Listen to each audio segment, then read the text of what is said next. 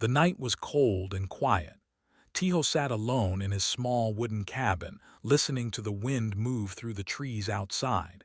He had lived in this forest for 3 years now, far away from the busy city and far away from other people. He liked it this way. The forest was peaceful. The forest made sense to him. He was a forest ranger. His job was to watch over the mountains, to protect the trees and the animals, and to help any hikers who got lost. It was simple work, but it was good work. Every day he walked the same paths, checked the same areas, and returned to his cabin when the sun went down. He had a small radio to talk to the ranger station in town, and once a week his younger sister Suman would drive up the mountain to bring him food and supplies. That was his life, quiet, simple, alone. But tonight something was different. Tiho was reading an old book by candlelight when he heard it, a sound like thunder but sharper, louder. It came from somewhere deep in the forest, and the ground beneath his cabin shook for just a moment. He put down his book and stood up. Through his window he could see an orange glow in the distance, somewhere past the tall pine trees. It looked like fire. Forest fires were dangerous. They could spread fast and destroy everything in their path. Tiho grabbed his jacket, his flashlight, and his emergency bag. He stepped outside into the cold night air and began walking toward the glow. The smell hit him first. It was not the smell of burning wood. It was something else, something sharp and strange, like metal and chemicals mixed together. Tiho frowned and moved faster, pushing through bushes and climbing over fallen logs. When he finally reached the source of the glow, he stopped. His flashlight fell from his hand. In front of him was a hole in the earth, maybe 20 meters wide. Trees had been knocked down in every direction, and smoke rose from the center of the crater. But that was not what made Tiho freeze. In the middle of the crater was a machine.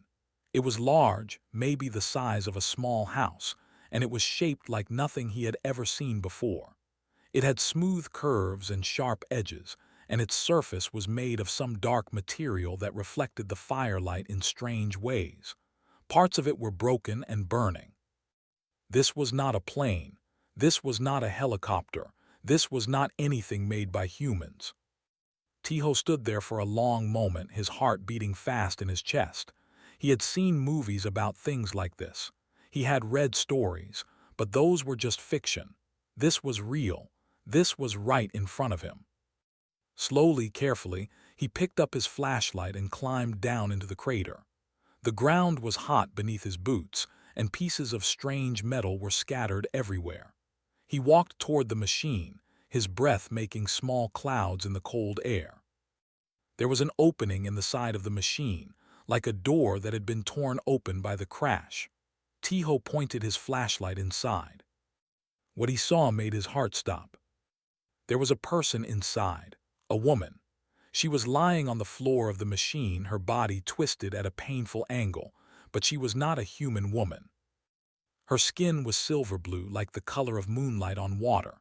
Her hair was long and white, spread around her head like a halo.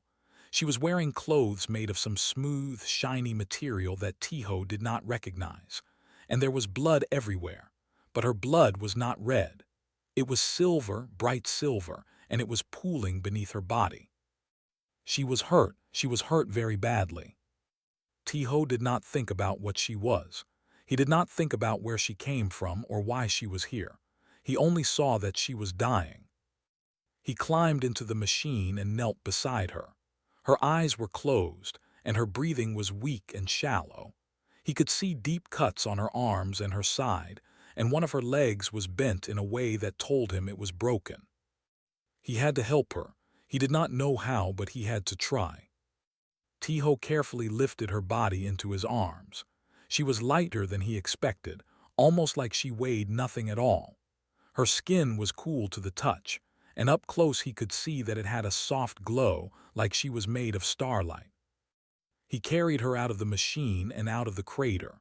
The walk back to his cabin took almost an hour. She did not wake up. Several times he stopped to check if she was still breathing, and each time he felt relief when he saw her chest rise and fall. When he finally reached his cabin, He laid her gently on his bed. He lit more candles and built up the fire in his stove to make the room warm. Then he looked at her wounds. He was not a doctor. He was just a forest ranger. But he had basic medical training and he had supplies for emergencies. He did not know if human medicine would work on her, but he had to try something. He cleaned her wounds as carefully as he could. Her silver blood was warm and strange, and it seemed to glow faintly in the candlelight. He used bandages and cloth to stop the bleeding, and he made a simple splint for her broken leg. He worked slowly and carefully, afraid of hurting her more. It took him several hours to treat all her wounds. By the time he finished, the first light of dawn was coming through his window. He was exhausted, but he did not sleep. He sat in a chair beside the bed and watched her. Who was she? What was she? Where did she come from? He had so many questions, but there was no one to answer them. The woman remained unconscious, her breathing slow but steady. At least she was alive. At least he had done something. Tiho stayed awake all through the next day, leaving her side only to get water and food. He kept the fire burning and the room warm. He changed her bandages when the silver blood soaked through them. It was not until the second night that she finally opened her eyes. Tiho was sitting in his chair, nearly falling asleep, when he heard a small sound. He looked up and saw her looking at him. Her eyes were the color of pale violet, like distant stars, and they were filled with fear. She tried to move, tried to get up, but pain flashed across her face and she fell back onto the bed. Tiho held up his hand slowly, showing her that he meant no harm. He spoke in a soft, gentle voice. "It is okay. You are safe. I am not going to hurt you." She stared at him, her strange eyes searching his face. She did not understand his words, he could tell. But maybe she understood his tone, because slowly, very slowly, the fear in her eyes began to fade. Tiho picked up a cup of water from the table beside him. He held it out to her, offering it gently. She looked at the water, then at him. After a long moment, she reached out with a trembling hand and took the cup. She drank slowly, never taking her eyes off him. When she finished, she spoke. Her voice was soft and musical, like wind through silver bells. She said a single word, and though Tiho did not know her language, he somehow understood that she was telling him her name. Vila. He pointed to himself. Tiho. She repeated his name slowly, testing the sound of it. Tiho. Then, for just a moment, the corner of her mouth lifted in what might have been a small smile, and Tiho smiled back. Outside, the forest was quiet. The strange machine still lay burning in the crater, sending smoke up into the morning sky. Somewhere far away, in the cold darkness between the stars, forces were already moving, searching for the woman who now lay in a simple wooden cabin, being cared for by a man who knew nothing of empires or wars or queens. He only knew that she needed help, and that was enough. The days passed slowly in the small cabin in the forest. Outside, autumn was turning the leaves red and gold, and the air was growing colder with each morning. Inside, Tiho continued his work of caring for the strange woman who had fallen from the sky. Vila healed faster than any human could. Her wounds closed in days instead of weeks, and the silver scars they left behind were thin and faint. Her broken leg, which should have taken months to fix, was strong enough for her to stand on after only 5 days. Tiho watched this with amazement, but he did not ask questions. He simply helped her when she needed it and gave her space when she did not. At first they could not speak to each other. Vila's language was nothing like Korean or English or any language Tiho had ever heard. It was full of soft sounds and musical notes that he could not copy, but they found other ways to communicate. They pointed at things. They used their hands. They drew pictures in the dirt outside the cabin. Slowly, Vila began to learn his words. She was very smart, smarter than anyone Tiho had ever met. Within a week, she could speak simple sentences. Within 2 weeks, she could have basic conversations. Her accent was strange and her grammar was sometimes wrong, but Tiho understood her well enough. She told him that she was a traveler. She told him that her ship had been attacked by enemies while she was flying through this part of space, and that she had crashed on his planet by accident. She told him that her people lived very far away, on worlds that circled other suns. Tiho listened to all of this with wonder. He had always believed that humans were alone in the universe. Now he knew that they were not. There were other beings out there, other civilizations, other worlds. And one of them was sitting in his cabin, drinking tea and watching him with curious violet eyes. But there were things Vila did not tell him. When he asked about her enemies, she changed the subject. When he asked about her home, her eyes grew sad and distant. When he asked why anyone would want to hurt her, she simply said that it was complicated. Tiho did not push her. Everyone had secrets. Everyone had things they did not want to share. He respected her privacy, just as he would respect the privacy of any guest in his home. As the days went on, Vila grew stronger. She began to walk around the cabin, looking at everything with intense curiosity. She touched the wooden walls, the simple furniture, the old books on Tiho's shelf. She seemed fascinated by everything, as if she had never seen anything like it before. One morning, Tiho took her outside. The air was crisp and cold, and their breath made small clouds as they walked. Vila looked up at the tall trees, at the mountains in the distance, at the blue sky above them. She stood very still for a long moment, just looking. "It is beautiful," she said softly. "Your world is very beautiful." Tiho smiled. "Thank you, I think so too." "My world is different," Vila said. "We have great cities made of crystal and light. We have machines that can do anything, but we do not have this." She gestured at the forest around them. "We do not have this peace." Tiho did not know what to say, so he said nothing. He simply stood beside her, letting her enjoy the view. From that day on, he took her on short walks every morning. He showed her the paths he used for his work, the small streams where clean water flowed, the places where deer came to drink. He taught her the names of trees and birds and flowers. She learned everything quickly, remembering every word he said. But Vila was not just learning about the forest. She was also learning about Tiho. She watched him as he chopped wood for the fire. She watched him as he cooked simple meals of rice and vegetables and fish.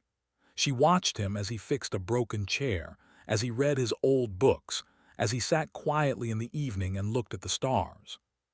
She did not understand him. In her world, power was everything. People helped each other only when they could gain something from it. Kindness was a tool, used to make others trust you so that you could use them later. No one did anything for free. No one gave without expecting something in return. But Tiho was different. He had saved her life. He had cared for her wounds. He had given her food and shelter and warmth. And he had asked for nothing. Not once had he asked what she could give him. Not once had he demanded payment or reward. One evening, as they sat by the fire, Vila finally asked the question that had been burning in her mind. "Why?" she said. Tiho looked up from the fire. "Why what? Why do you help me? You do not know me. You do not know what I am or where I come from. You do not know if I am dangerous, but still you help me. Why?" Tiho thought about this for a moment. Then he shrugged. A simple movement that she had learned meant he did not think the question was very important. "You were hurt," he said. "You needed help, that is all." "That is all?" Vila stared at him. "Among my people no one helps strangers. It is considered foolish, weak. You give others power over you when you show them kindness." Tiho looked at her with something like sadness in his eyes. "That sounds like a lonely way to live." Vila did not answer. She could not answer, because he was right. It was lonely. She had lived her whole life surrounded by people who wanted things from her, people who pretended to care but only wanted power or favor or position. She had never known true kindness. She had never known what it felt like to be helped simply because she needed it. Until now. Something changed in Vila that night. Something deep inside her heart shifted, like a door that had been locked for many years finally opening.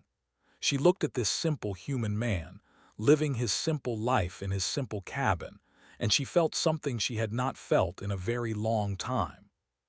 She felt safe. But with that feeling came fear, because she knew the truth that she had not told him. She knew that her enemies were still out there searching for her. She knew that they would not stop until they found her, and when they did, they would destroy everything in their path, including Tiho. The thought made her feel cold inside. This man had saved her life. He had shown her kindness that she did not deserve, and because of her, he was in danger. She should leave. She should go far away from here, find some way to contact her people, and disappear before her enemies arrived. That would be the smart thing to do. That would be the safe thing to do. But when she looked at Tiho, at his gentle eyes and kind smile, she could not make herself do it. She was not ready to leave. Not yet. She told herself it was because she was still healing, still recovering her strength. She told herself it was because she did not know how to contact her people from this primitive planet. She told herself many things. But deep down, she knew the truth. She wanted to stay. She wanted to keep learning his words and walking through his forest and sitting by his fire. She wanted to keep feeling safe, even if it was only for a little while longer. So she stayed, and she tried not to think about the darkness that was coming toward them, moving through the stars like a shadow, getting closer with every passing day. Tiho did not know about any of this. He did not know that Vila was important, that she was being hunted, that powerful forces were searching the galaxy for her. He only knew that he had a guest and that he was happy to help her. He had been alone for a long time. Having someone to talk to, someone to share his meals with, someone to walk through the forest with, it was nice. It felt good. He did not think about what would happen when she left. He did not think about the future at all. He just lived each day as it came, enjoying the simple moments, grateful for the company. If he had known what was coming, he might have been afraid, but he did not know. So he simply smiled and stirred the fire and asked Vila if she wanted more tea. Outside, the stars turned slowly in the cold night sky, and somewhere up there, hidden in the darkness, ships were moving, searching, getting closer. Time was running out. It was early morning when Vila felt it. She woke suddenly from a deep sleep, her heart pounding in her chest. Something was wrong. Something was very wrong. She sat up in bed, her violet eyes wide with fear. She could feel them. Even from far away, she could sense their ships entering the planet's atmosphere, cutting through the sky like dark knives. The Korath had found her. The Korath were the most dangerous warriors in the galaxy. They were a race of tall, reptilian creatures with dark green scales and yellow eyes that could see in total darkness. They felt no pity, no mercy, no kindness. They lived only for conquest and destruction, and they had been hunting Vila for 3 months, chasing her across half the galaxy. Now they were here. Tiho was already awake, making breakfast in the small kitchen. He looked up when Vila came rushing out of the bedroom, her face pale with fear. "What is wrong?" he asked, concerned. "Are you feeling sick?" "They are coming," Vila said. Her voice was shaking. "They found me. They are coming here now." "Who is coming? What are you talking about?" Vila grabbed his hands. She looked into his eyes, and he could see that she was truly terrified. He had never seen her like this before. "There is something I did not tell you," she said quickly. "I lied to you, Tiho. I am not just a traveler. I am not just someone whose ship crashed by accident. I am much more than that." Tiho stared at her. "What do you mean?" "I am the High Queen of the Elori Empire. My people rule 12 star systems, hundreds of planets, billions of lives. And the enemies who attacked my ship, they are called the Korath. They want to kill me because if I die, my empire will fall into war. My people will fight each other for the throne, and the Korath will conquer us all." Tiho's mouth fell open. He did not know what to say. Queen, empire, 12 star systems. It was too much to understand all at once. They are here, Vila continued. I can feel their ships. They will be here soon, maybe in a few hours. And when they come, they will kill everyone in their path. They will kill you, Tiho, because of me. She let go of his hands and stepped back. Her eyes were filled with tears, and her voice broke as she spoke. I am sorry. I am so sorry. I should have left when I was strong enough. I should have taken the danger far away from here, but I was selfish. I wanted to stay. I wanted to keep feeling safe, keep feeling happy. And now you are going to pay for my selfishness. Tiho stood very still. His mind was racing, trying to understand everything she had just told him. This woman who had eaten his food and walked through his forest and watched his stars at night, she was a queen of an entire empire, bigger than anything he could imagine. And now her enemies were coming. Alien warriors, dangerous and deadly, coming to his mountain to kill her. He should be afraid. He knew that. Any normal person would be afraid. But as he looked at Vala, at the tears running down her silver-blue cheeks, he did not feel fear. He felt something else, something that surprised him. He felt calm. How many? He asked quietly. Vila looked at him in confusion. What? How many of them are coming? How many enemies? I do not know exactly, maybe 6 or 7. But Tiho, you do not understand. The Koreth are not like humans. They are bigger, stronger, faster. Their weapons can destroy buildings with a single shot. Their armor can stop any bullet. You cannot fight them. I was not planning to fight them, Tiho said. He walked to his closet and opened it. Inside was his old hunting rifle, the one he used for protecting himself from wild animals. I was planning to stop them. Vila grabbed his arm. This is madness. You need to run. You need to hide. Leave me here and save yourself. Tiho looked at her with steady eyes. You are my guest. You are in my home. I am not going to run away while someone tries to hurt you. But you will die. Maybe. Tiho picked up the rifle and checked it. Then he looked at her again, and there was something in his eyes that she had never seen before. Something hard and fierce, like the mountains that surrounded his cabin. But I am not going to stand by and watch. That is not who I am. Vila could not believe what she was hearing. This man, this simple forest ranger, was willing to die for her. A stranger. A woman he had known for only a few weeks. How could anyone be so brave? How could anyone be so foolish? No, she thought, not foolish, something else. Something she did not have a word for. Tiho picked up his radio and called the ranger station.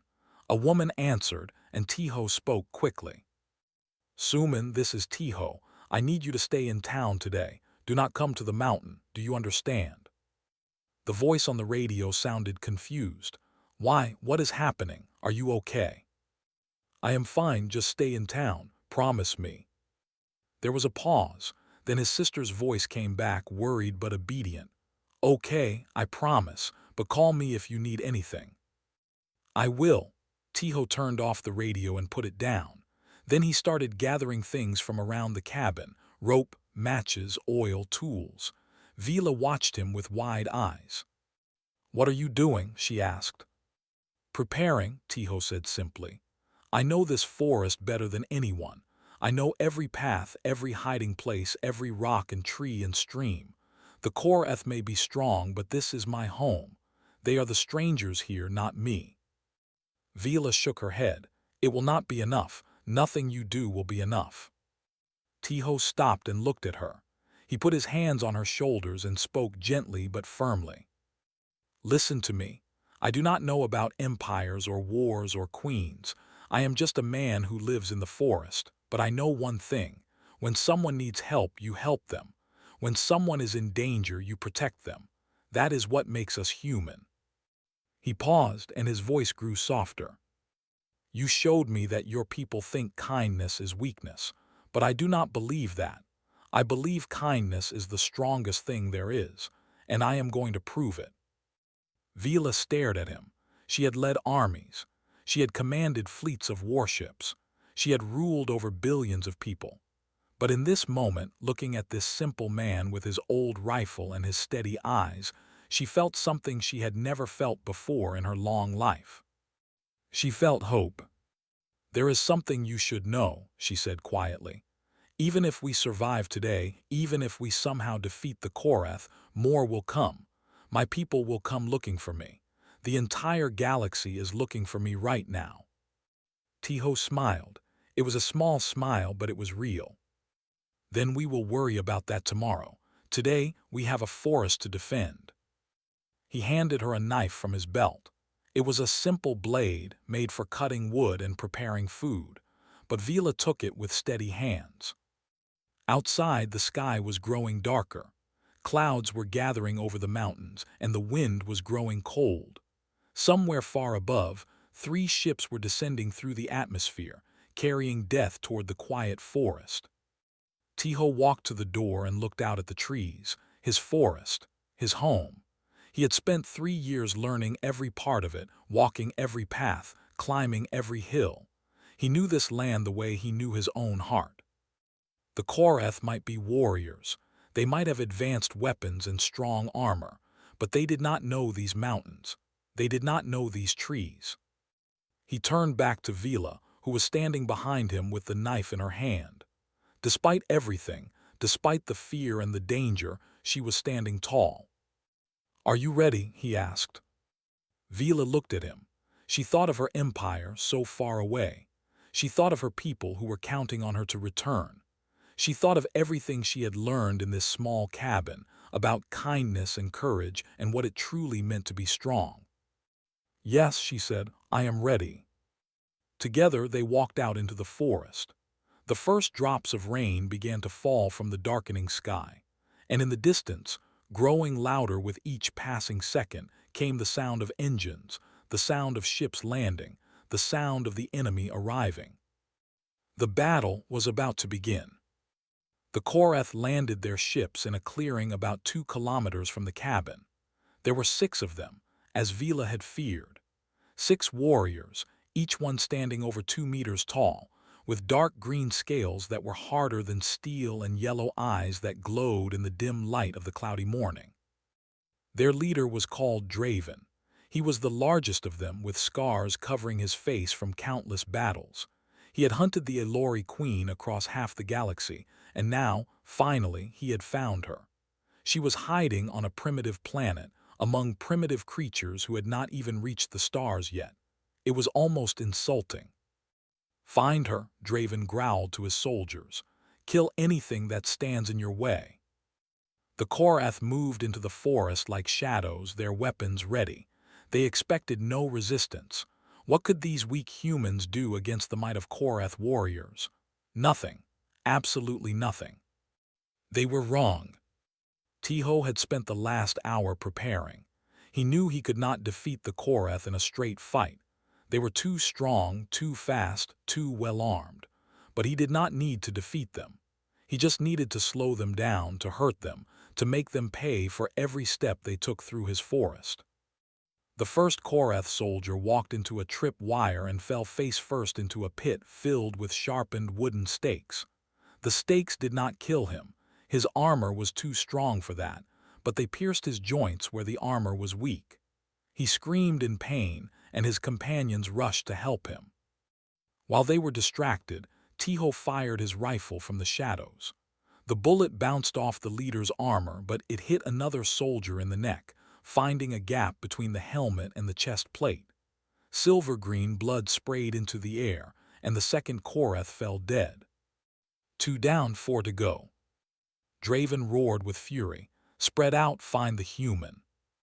The remaining Korath scattered into the trees, but Tiho was already moving, running along paths that only he knew. He had lived in this forest for 3 years. He knew every rock, every tree, every shadow. The Korath were stumbling through unfamiliar ground, but Tiho was moving through his home. He led one of the soldiers to a cliff edge hidden by bushes. The Korath charged after him, thinking he was cornered, and ran straight off the edge. The fall did not kill it, but the rocks at the bottom broke its legs. It lay there, howling, unable to move. 3 down, 3 to go. But now the remaining Korath were being more careful.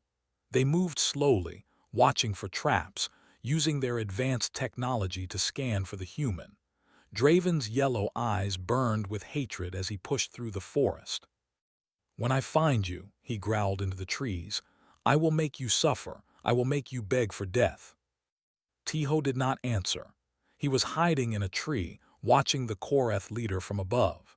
His rifle was useless against the front of that armor, but maybe, just maybe, he could hit a weak spot. He waited until Draven walked beneath him. Then he dropped. He landed on the Korath's back, his knife in his hand. He stabbed at the joints of the armor, aiming for the neck, the armpits, anywhere the armor was thin. Draven roared and tried to throw him off, spinning and crashing into trees. But Tiho held on, stabbing again and again. Finally, Draven grabbed him and threw him against a tree. Tiho hit the trunk hard and fell to the ground, pain exploding through his body. He tried to get up, but his leg was broken. He could feel the bone grinding. Draven stood over him, bleeding from a dozen small wounds. He was hurt, but he was not defeated. He raised his weapon, a massive gun that could blow a hole through solid rock. "You fought well for a human," Draven said, "but now you die." Tiho looked up at him. He was exhausted. He was broken. He had nothing left. But he did not look away. He did not beg. He just stared into those yellow eyes with defiance. "Do it," he said quietly, "but she will still escape, and you will have failed." Draven smiled, showing rows of sharp teeth. "She will not escape. My soldiers have found her. They are bringing her to me right now." Tiho's heart sank. No, it could not be true. He had told Vila to hide to stay safe, had they found her. As if to answer his question, two more Korath soldiers emerged from the trees, dragging Vila between them.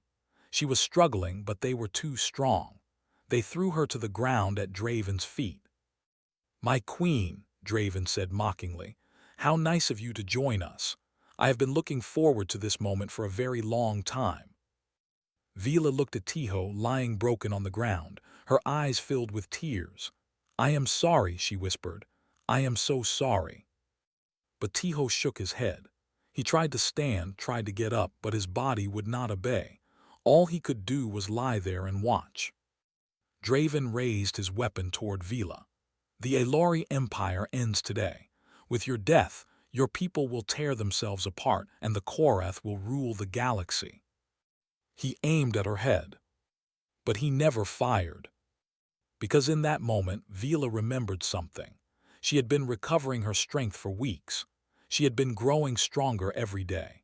And now, facing death, facing the murder of the only person who had ever shown her true kindness, something inside her exploded. Her eyes began to glow. Bright violet light poured from them, filling the forest with strange radiance. The air around her crackled with energy, and the ground beneath her feet began to shake. Draven hesitated, confused. "What is this?" Vila rose to her feet. The light was growing brighter, streaming from her body in waves. The two soldiers holding her stumbled backward, suddenly afraid. "You should not have come here," Vila said. Her voice was different now. It was deep and powerful, echoing with ancient authority. "You should not have touched him."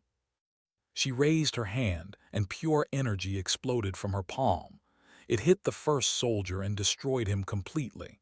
There was nothing left but dust. The second soldier tried to run, but another wave of energy caught him and he was gone too. Draven stared in horror. He had not known the Elori Queen possessed such power. He had thought she was weak, helpless without her guards and her armies. He had been very, very wrong. "Wait," he said, stepping backward. "Wait, we can negotiate. The Korath will serve you. We will become your allies." Vila walked toward him slowly. Her eyes were still glowing, and the energy around her was growing stronger with every step. "You hunted me across the stars," she said. "You crashed my ship, you tried to kill me, and then you hurt him." She looked at Tiho, lying on the ground. "You hurt the only person in the entire galaxy who helped me without wanting anything in return." Draven raised his weapon, but Vila moved faster than lightning. She grabbed the gun and crushed it in her hand like it was made of paper. Then she grabbed Draven by the throat and lifted him off the ground. "This is not negotiation," she said coldly. "This is judgment." The light around her flashed once, blindingly bright. When it faded, Draven was gone. There was nothing left of him at all. Vila stood alone in the forest, surrounded by silence. The glow in her eyes slowly faded. The energy around her disappeared. And suddenly she was just Vila again, the woman who had crashed on this planet, the woman Tiho had saved. She rushed to his side and knelt beside him. He was badly hurt. His leg was broken and blood was running from cuts on his face and arms. But he was alive. He was still breathing. "Tiho," she said, tears streaming down her face. "Tiho, can you hear me?" He opened his eyes and looked at her. Despite everything, despite all the pain, he smiled. "You are safe," he whispered. "That is all that matters." Vila shook her head, holding him carefully in her arms. "You foolish, brave, wonderful man. Why did you do this?" Tiho's smile grew a little wider. "I told you, you were my guest, and you were in danger." Then his eyes closed, and he fell unconscious. Vila held him close, crying into his shoulder. She had won. The Korath were dead. She was safe. But none of that mattered right now. All that mattered was the man in her arms, the man who had risked everything for her, the man who had taught her what true courage looked like. She would not let him die. She would not lose him, not after everything he had done. She held him close and waited for help to come, praying to whatever gods were listening that it would not be too late. 3 days after the battle, the sky above the forest filled with ships. They came from beyond the stars, dozens of them, their silver hulls gleaming in the morning sunlight. They were beautiful and terrifying at the same time, each one larger than any building Tiho had ever seen. They hovered over the mountains like metal clouds, blocking out the sun. Suman had arrived the day after the battle, ignoring Tiho's warning. She had found her brother lying unconscious in the arms of a strange silver-blue woman, surrounded by the remains of alien soldiers. She should have screamed. She should have run away. Instead, she did what any nurse would do. She started treating his wounds. Vila had helped her, using what remained of her energy to speed up the healing process. Between the two of them, they had stabilized Tiho and brought him back to the cabin. He had woken up the next day, weak but alive. Now, as the ships descended from the sky, Tiho lay in his bed, watching through the window. Suman stood beside him, her face pale with fear. Only Vila seemed calm. "They are my people," she explained. "They have been searching for me since my ship was attacked. Do not be afraid, they will not hurt you." The largest ship landed in the clearing where the Korath vessels had been. Its doors opened, and dozens of soldiers marched out. They were Elari, tall and elegant with silver-blue skin like Vila's. They wore armor that seemed to be made of light itself, and they carried weapons that hummed with strange energy. At the front of them was a man with hard eyes and a stern face. He walked with the confidence of someone who had fought many battles and won all of them. This was Commander Rin, the captain of Vila's royal guard, the most loyal soldier in the entire empire. When he saw Vila standing in front of the small wooden cabin, he stopped. For just a moment, his hard face softened with relief. Then he knelt in the dirt, pressing his forehead to the ground. All the soldiers behind him did the same. "My queen," Rin said, "we have found you at last. The empire rejoices." Vila looked at her soldiers, at the ships hovering above, at all the power and might of the Elori Empire that had come to rescue her. Then she looked back at the cabin, where Tiho was watching from his bed. "Rise, Commander," she said. "There is much I need to tell you." She told them everything. She told them about the crash, about the human who had found her, about the weeks she had spent healing in his care. She told them about the Korath attack, about how Tiho had fought impossible enemies to protect her, about how he had risked his life for a stranger. The soldiers listened in silence.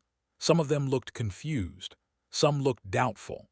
How could a primitive human living on a planet that had not even discovered faster-than-light travel possibly defeat Koreth warriors?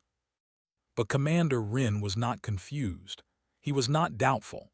He looked at the remains of the Koreth soldiers, at the traps still scattered through the forest, at the broken Koreth ships that lay crashed and burning in the trees.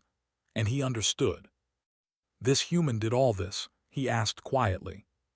He did, Vila confirmed. He did it alone. He asked for nothing in return. He expected nothing. He simply helped. Rin was silent for a long moment. In all his years of service, he had never heard of anything like this. Among the Elari, such selflessness did not exist. Among any of the races he knew, such kindness was unthinkable. "I must meet him," he said finally. Vila led him into the cabin. Suman stepped back nervously, watching the alien soldier with wide eyes, but Tiho simply looked up at the newcomer with calm curiosity. "So you are Vila's friend," he said weakly. "She talked about you. She said you were looking for her." Rin stared at him. This small, weak creature, lying broken in his bed, had done something that entire armies had failed to do. He had stood against the Koreth and won. He had protected the queen when no one else could. "You saved her life," Rin said. "You saved the future of our empire." Tiho shrugged, then winced at the pain the movement caused. "I did not know about any of that. I just saw someone who needed help." Rin shook his head slowly. "Among my people, such behavior would be considered foolish, dangerous, weak." "Your people sound sad," Tiho said simply. Rin had no answer to that. Vila stepped forward. She took Tiho's hand in hers and looked at him with shining eyes. "I have to leave now," she said softly. "My people need me. My empire needs me. I cannot stay on your world any longer." Tiho nodded. He had known this moment would come. He had known since the beginning that she would leave eventually, but knowing did not make it easier. "I understand," he said. "Go be a queen. Go take care of your people." Vila squeezed his hand. "Before I go, I want you to know something. I have lived for over 300 of your years. I have ruled an empire, commanded armies, traveled across galaxies. But in all that time, I never truly understood what it meant to be kind. I never understood what it meant to help someone simply because they needed it." She paused, and her voice grew thick with emotion. "You taught me that. In a few short weeks, you taught me more than all my advisors and teachers in 3 centuries. You showed me that kindness is not weakness. It is the greatest strength there is." Tiho smiled at her. "You are giving me too much credit. I am just a man who lives in the forest." "No," Vila said firmly. "You are more than that, much more." She stood up and turned to face her soldiers who were waiting outside the cabin. Her voice rang out across the clearing, strong and clear, the voice of a queen. "Hear me, soldiers of the Elori Empire. This planet, this Earth, is now under our eternal protection. No force in this galaxy shall threaten it. No enemy shall touch its people. This is my decree, and it is unbreakable." The soldiers bowed their heads in acknowledgement. Commander Rin looked at Vila with something like wonder in his eyes. "My queen," he said carefully, "may I ask why? This planet is small, its people are primitive, they have nothing to offer us." Vila looked back at the cabin, at the simple wooden building, where a simple man had changed everything. "They have everything to offer us," she said. "They have something we have forgotten, something we lost long ago in our quest for power and control." "What is that, my queen?" Vila smiled. It was a warm smile, the kind of smile she had never shown her people before meeting Tiho. "They remember how to be kind." She walked back to the cabin one last time. Tiho was sitting up now, supported by Suman. He looked tired and hurt, but there was peace in his eyes. "Will you come back?" he asked. Vila nodded. "Yes, I will return to learn more about your world, to walk through your forest again, to watch your stars with you." "I will keep the spare room ready," Tiho said. Vila laughed. It was a beautiful sound, like wind through crystal bells. She leaned down and kissed him gently on the forehead. "Thank you," she whispered, "for everything." Then she turned and walked away, joining her soldiers. The ships began to rise, filling the sky with light. Suman and Tiho watched as they climbed higher and higher, until they were just tiny dots among the clouds, and then they were gone. The forest was quiet again. The birds began to sing. The wind rustled through the leaves. Suman looked at her brother with wide eyes. Did that really just happen? Aliens, queens, empire, am I dreaming? Tiho laughed, then winced at the pain in his ribs. I am not sure. Maybe we are both dreaming. But they were not dreaming, and in the months and years that followed, they would see the proof of that many times. Strange lights in the sky, ships passing overhead, and once a message from the stars delivered to Tiho's radio in Vila's musical voice. She was coming back, she said. She had matters to attend to first, but she would return. She wanted to learn how to fish. She wanted to see snow for the first time. She wanted to sit by the fire and drink tea. She wanted to feel safe again. And Tiho would be waiting. He would always be waiting. Because that was who he was. A simple man, living a simple life in a small cabin in the forest. A man who had looked at the stars his whole life, wondering if anyone was out there. Now he knew, and he knew something else too. Kindness was never wasted. It came back to you in ways you could never imagine. He looked up at the night sky, at the millions of stars shining in the darkness. Somewhere out there, Vila was ruling her empire, protecting her people, changing the galaxy with what she had learned in a little wooden cabin on Earth. And somewhere out there, the entire galaxy was learning a new lesson about humanity. Not about their weapons or their technology or their power, but about their hearts, about their strange, wonderful ability to care for strangers, to help the helpless, to fight for those who could not fight for themselves. That was what made humans special. That was what made them worth protecting. And in the cold darkness between the stars, among ancient empires and powerful civilizations, word was spreading. Word of a small blue planet floating alone at the edge of the galaxy. A planet that should have been easy to conquer, easy to ignore. But it was not, because the creatures who lived there had something that no weapon could match. They had kindness, and kindness in the end was the strongest thing of all.